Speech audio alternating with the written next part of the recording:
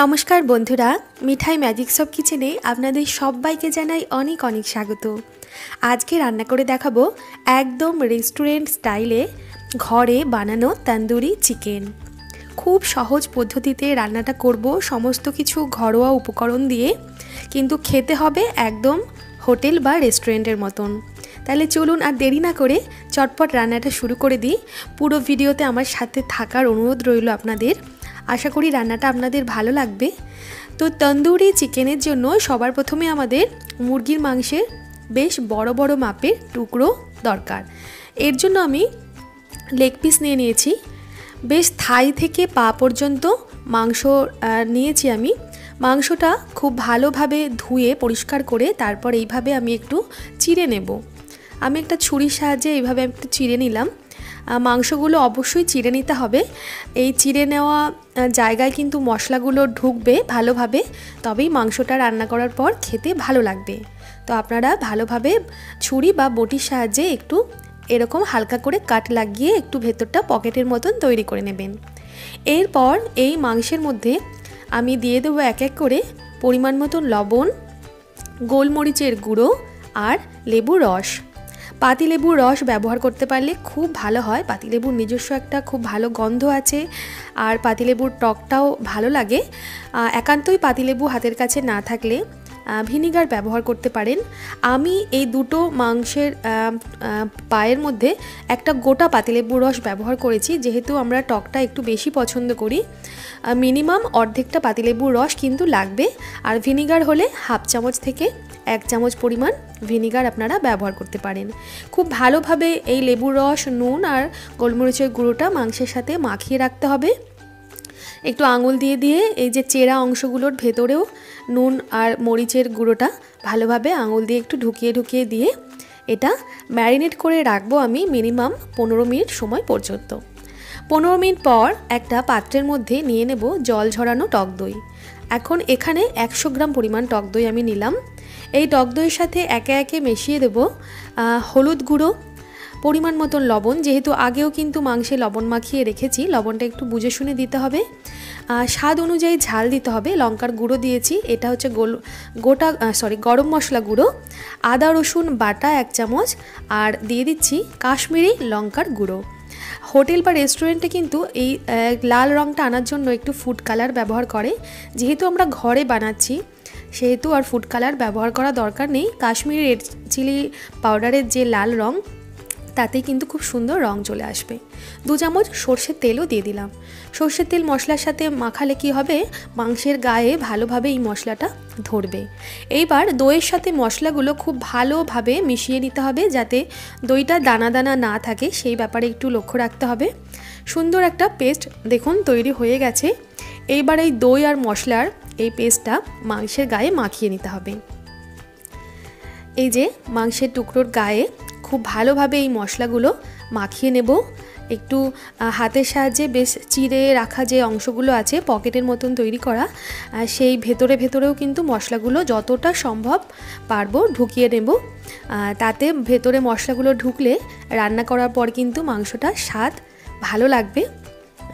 দেখুন পুরো মশলাটাই দুটো লেগ পিসের মধ্যে আমি ভালোভাবে মাখিয়ে নেব। এইবার এই ম্যারিনেট করা মাংসগুলো মিনিমাম 3-4 ঘন্টা রেখে দিতে পারলে খুব ভালো হয়। তাহলে মাংসটা অটোমেটিক নিজে থেকে নরম হয়ে যাবে। রান্না করার পর একটা জুসি ভাব আসবে, মানে ভেতর থেকে খুব সফট থাকবে। আর একান্তই যদি সময় আপনাদের কাছে কম থাকে 1 ঘন্টা পরেও আপনি রান্না করতে পারেন, তবে খুব ভালো হয় ঢেকে ফ্রিজের মধ্যে যদি 3-4 ঘন্টা বা তারও বেশি সময় এটা রেখে দেওয়া যায়। তো দেখুন আমি 1 ঘন্টা পর রান্নাটা করছি। হাতে কম সময় ছিল আমার, তাই আমি 1 ঘন্টা পর এই রান্নাটা করছি। তার জন্য একটা ছড়ানো ফ্রাইং প্যান নিয়ে নিতে হবে। এরপর ফ্রাইং প্যান গরম হয়ে গেলে তাতে মাখন দিয়ে দিলাম। মাখন একান্তই যদি না থাকে আপনারা 1 চামচ বা 2 চামচ রিফাইন তেলও ব্যবহার করতে পারেন, তবে মাখনের স্বাদে কিন্তু আলাদা। এবার আমি যে লেগ পিসগুলো আছে সেই লেগ পিসগুলো প্যানের মধ্যে ভালোভাবে সাজিয়ে দেব, আর অতিরিক্ত যে মশলাটা থাকবে সেই মশলাটা চেঁচে পুচে ভালো করে মাংসের উপরে দিয়ে দেব। যেহেতু আমি খুব বেশি সময় ম্যারিনেট করে রাখিনি, তাই মাংসটা সেদ্ধ করতে হবে আমাকে একটু ঢেকে। 5 মিনিট আমি লো ফ্লেমে মাংসটা ঢেকে একটু সেদ্ধ করে নিলাম। তারপর অপর পিঠে আমি উল্টে দিয়ে তারপর আবারও মিনিট 5 সময়ের জন্য ঢেকে আমি মাংসটা একটু সেদ্ধ করে নেব।